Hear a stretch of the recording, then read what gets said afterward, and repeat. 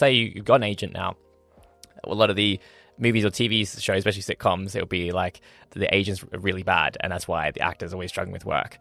To what degree do you think like there's a lot of good agents versus not so good agents where you have to put more time in to find work? Is it easy? Like once you finish, like say a project, are you kind of got something lined up for the like in a foreseeable future?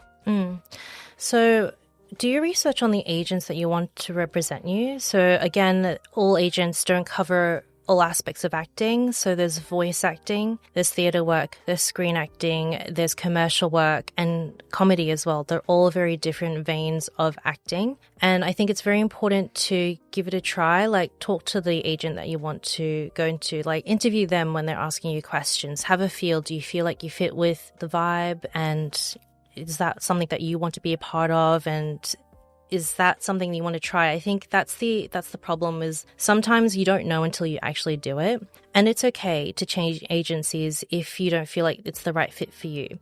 I can't really speak for all the agencies out there. There's pros and cons with everything. It's everyone's experience. But I say that regardless of if you're with an agent or you're not with an agent, create your own work because you've had all this, experience from acting from school or from practical work.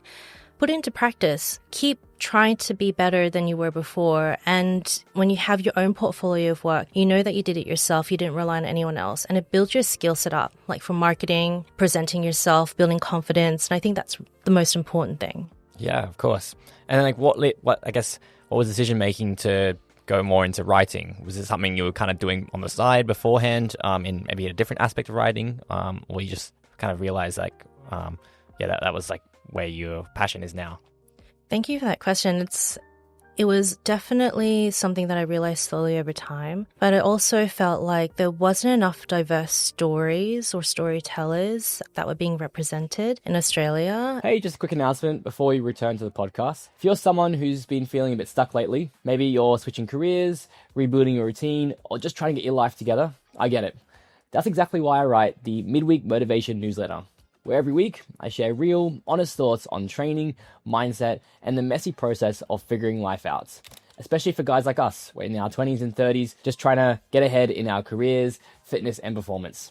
It's short and it's personal, and it might just give you the push you need during the middle of the week when it's least motivating. You can subscribe using the link in the show notes below, or go to substack.com and search up Midweek Motivation. All right, let's get back to the podcast. And, anyone can write. Anyone can tell their story. It's just trying to get it out there in a broader scope so people can hear it. And I think that for myself, I believe that I can do it and I want to do it. And there's like this burning urge to kind of write fun, diverse, interesting stories that are from my personal experience and my background. Because what I realized growing up and watching beautiful actresses and actors that are people of color, I saw myself in them, and it's important representation. Representation is very important. And I felt like I'm very lucky to be standing on some amazing teachers and mentors, and they're giants in the industry, and I stood on their shoulders, and I want to become a giant myself so other people can stand on my shoulders. It's definitely what I feel my heart is in more, and I feel joy in writing stories, and to share them is something that I'm hoping to do one day soon. Awesome. Yeah, I love the vision that you have.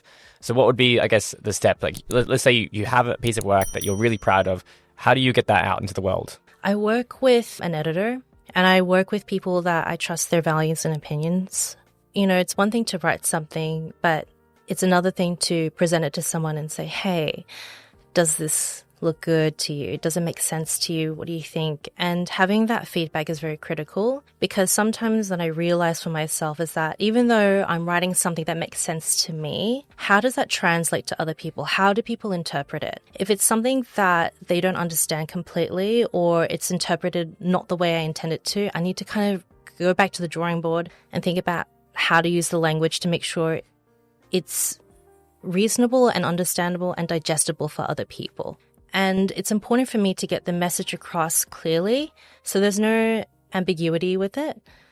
And what I can say is just to keep writing, keep sharing, keep creating your own work. That's why I have my podcast series, finding my own style, reading, always read, just keep going at it and you'll find it eventually. You'll hit gold eventually. I'm still working my way through it, but I've had so much positive feedback and a lot of wonderful people that support me and love me. So that's all I can say, really.